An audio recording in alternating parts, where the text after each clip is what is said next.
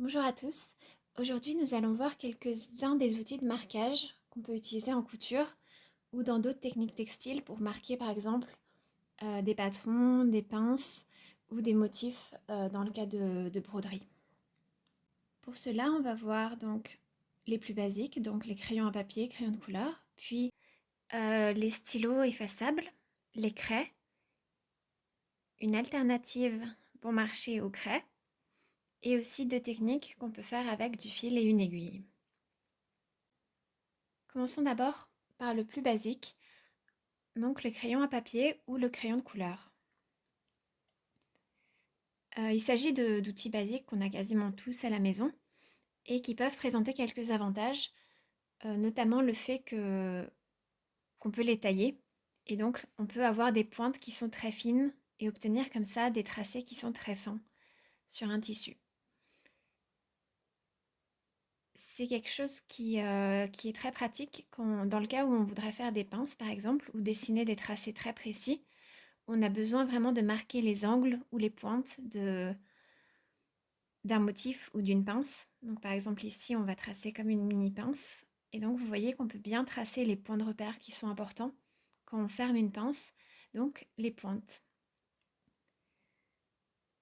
Et on obtient donc un tracé qui va vraiment permettre un épinglage précis après. Le crayon de couleur, c'est l'équivalent, mais du coup, comme c'est un crayon jaune, il va permettre de se voir mieux sur un tissu foncé. Le gros inconvénient du crayon à papier et du crayon de couleur, c'est qu'il s'efface très mal, voire pas du tout, et il s'enlève pas au lavage, ce qui fait que on peut s'en servir dans certains cas sur l'envers du tissu, mais il faut vraiment faire attention à ce que ce soit jamais sur l'endroit d'un tissu et à ce que ce soit pas sur des zones qui sont très visibles, parce qu'on va pas pouvoir effacer le tracé. Aussi, sur des tissus très fins, bon là vous voyez que ça a traversé la table, ça va se voir des deux côtés. Et sur des tissus très très fins, ça peut aussi abîmer le tissu en tirant sur les fibres et en effilochant plus le tissu ou en l'abîmant en fait en surface. Et enfin, sur certains tissus, là par exemple, on va essayer de faire un point. Et vous allez voir que ça traverse le tissu, c'est-à-dire qu'on a fait un point sur l'envers et le tissu est tellement fin que en fait, ça va se voir sur l'endroit. Donc dans ces cas-là, il faut éviter d'utiliser le crayon de papier parce que ça va pas faire un rendu propre sur l'endroit. Voyons maintenant les alternatives effaçables, donc le stylo friction et le feutre effaçable. Le stylo friction, c'est fait pour écrire sur du papier à l'origine, mais ça fonctionne très bien en couture aussi. Et le feutre, c'est un feutre qui est destiné à la couture et au marquage des tissus. Le friction, c'est face à la chaleur, le feutre, c'est face à l'eau. Testons maintenant sur un échantillon de tissu. Donc vous allez voir que le friction permet d'obtenir un tracé qui est très fin, très précis et qui abîme pas le tissu et qui se voit pas vraiment sur l'endroit. Et le feutre, pareil, on obtient aussi un tracé qui est relativement fin, un peu moins fin que le friction, mais qui reste quand même bien précis et qui abîme pas la surface du tissu non plus et qui se voit pas sur l'autre côté. Essayons maintenant de voir ce que ça donne quand on les efface pour voir si ça s'enlève bien. Le friction, donc il faut passer un coup de chaleur dessus. Alors voilà, le fer n'a pas besoin d'être très très chaud non plus pour l'enlever. Et le feutre s'enlève à l'eau. Ce qui est important pour ces deux options-là, c'est de bien vérifier sur un échantillon déjà que ça s'enlève bien. Parce que si vous les utilisez en broderie par exemple et que finalement ça s'enlève pas, c'est une mauvaise surprise à la fin. Et testez aussi que le tissu supporte le fer à repasser parce que certains tissus ne le supportent pas et vont fondre au contact du fer, donc c'est aussi quelque chose à tester avant d'utiliser ce genre d'option. Juste attention avec certains tissus, là on va voir sur ce tissu-là par exemple que le friction s'efface mais il laisse quand même des marques un petit peu plus claires sur le tissu.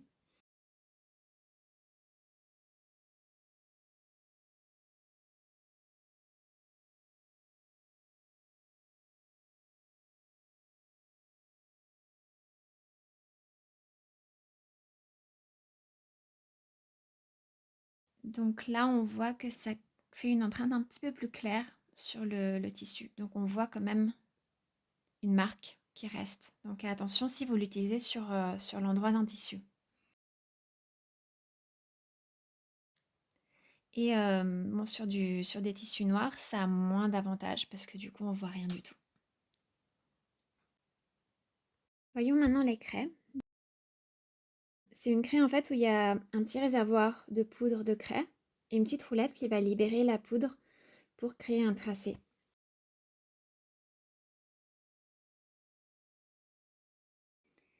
Et c'est un tracé qui est très léger, qui va s'enlever très très facilement du tissu. C'est comme de la poussière en fait, on va pouvoir l'enlever juste en passant la main et en secouant un petit peu. C'est très bien pour des marquages qui sont provisoires parce que comme vous voyez, ça tient pas sur la durée. Et aussi, le marquage n'est pas très très précis. Donc si vous tracez une pince par exemple, vous n'allez pas pouvoir marquer correctement les angles avec ce genre de craie. Ça va plus être par exemple pour faire un ourlet ou pour faire un détail qui est sur le dessus d'un vêtement où vous avez besoin de marquer quelque chose de provisoire pour faire une couture et ensuite époussiérer le tout. Dans ces cas-là, c'est très pratique, mais à adapter vraiment en fonction du projet. Donc voilà, vous voyez que ça s'enlève vraiment complètement quand on fait ce tracé avec ces genres de craies-là. Ensuite, on a des craies de couture qui existent en différentes couleurs, qui sont des craies solides du coup. On va voir avec la bleue. Et l'avantage de ces craies-là, c'est que là, vous voyez que le bord n'est pas très, très pointu, mais on peut venir les tailler pour obtenir un bord qui est très pointu, qui est très précis et qui va permettre d'avoir des tracés très précis et très clairs. Et du coup, c'est mieux de le faire au-dessus d'une poubelle, histoire de pas créer un bazar sur la table de travail.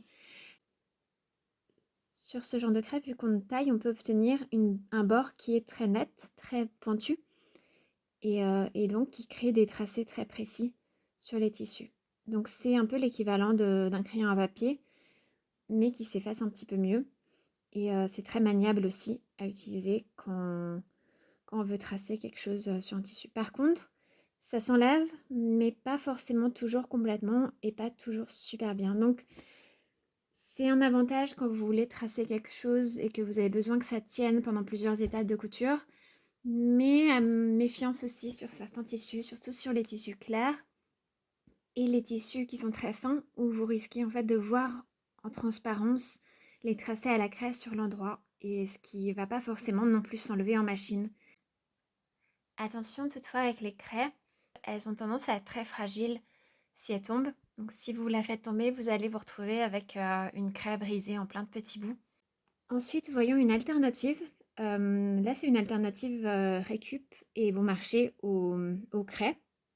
Il s'agit des chutes de savon. Donc quand vous utilisez des savons solides, vous savez le petit bout de savon qui reste à la fin, dont on ne sait jamais quoi faire, bah, vous pouvez vous en servir comme d'une craie de couture. Pareil, on peut le tailler, comme on viendrait tailler une craie de couture. Pareil, c'est mieux de le faire au-dessus d'un évier ou d'une poubelle parce que sinon ça crée du bazar. Mais le fonctionnement est exactement le même que celui d'une craie. Vous pouvez obtenir un bord qui est très tranchant, donc pour obtenir un tracé très fin et très net. Pareil, ça fonctionne bien sur la plupart des tissus. En fonction du savon que vous avez, vous pouvez avoir des couleurs différentes. Et le gros avantage du savon, c'est que ça s'enlève bien au lavage. Et ça tient quand même plutôt bien sur le tissu. Donc même si vous avez un projet en plusieurs étapes, ça ne va pas forcément s'enlever dès la première étape de travail. Donc vous allez pouvoir marquer des choses qui vont tenir le temps du montage, par exemple sur un vêtement. Ensuite, il y a des techniques où on utilise du fil et une aiguille pour faire le marquage avec le fil du coup. Le plus simple, c'est le bâti, où on va venir utiliser un fil et une aiguille, et on va venir en quelque sorte coudre à gros points le tracé qu'on veut sur le tissu. L'avantage du bâti, c'est que ça bouge pas. Donc si vous avez quelque chose où vous avez besoin d'avoir un marquage précis sur plusieurs étapes de travail, le fait d'avoir un bâti, ça va vous permettre de garder en fait ce marquage, ça va pas bouger.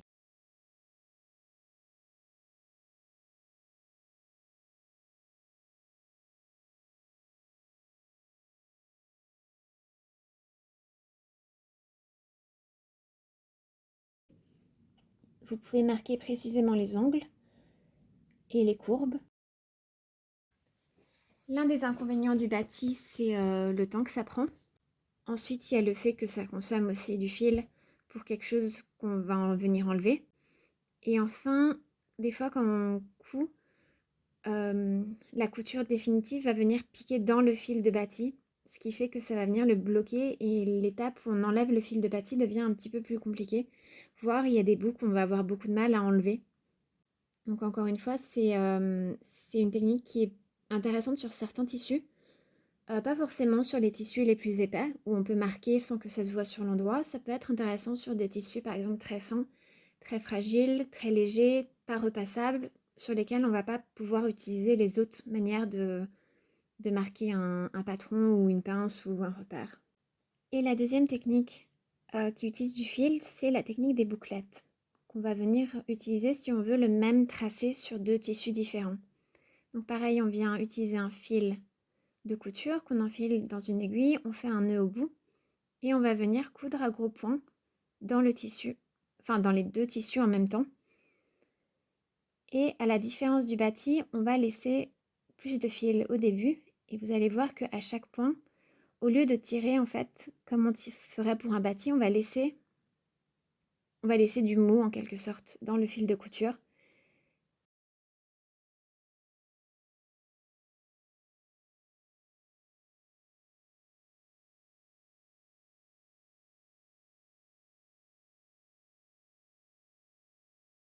Donc vous voyez, on laisse bien du fil en plus au niveau de chaque point.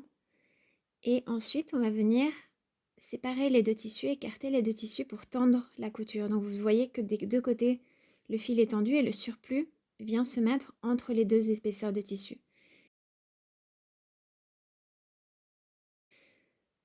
Ensuite, on vient couper entre les deux tissus au milieu. Avec des ciseaux qui coupent, c'est mieux. Et ouais, mes ciseaux ont du mal.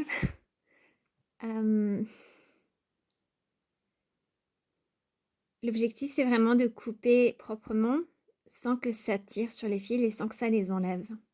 Parce que du coup, là, on a plein de petits bouts en fait de chaque côté. Et comme ça, on se retrouve avec un marquage identique de chaque côté. Comme un bâti, mais un bâti qui est composé de plein de petits bouts de fil. L'avantage des bouclettes, c'est que pareil, ça s'enlève comme un bâti, ça laisse pas de traces sur le tissu. Le gros inconvénient des bouclettes, c'est que ça prend beaucoup de temps à faire. Ça consomme pas mal de fil de couture qu'on va venir couper et qu'on ne va pas pouvoir réutiliser après. Et aussi, les bouclettes ont tendance à s'enlever assez facilement quand on travaille. Et pareil que le fil de bâti, parfois elles sont prises dans les coutures et du coup c'est assez compliqué de les enlever. Donc voici quelques options d'outils de marquage qui peuvent servir en couture et dans d'autres techniques aussi, type broderie, sashiko, etc. Merci d'avoir regardé et si vous avez des questions, n'hésitez pas à me les laisser en commentaire en dessous de la vidéo.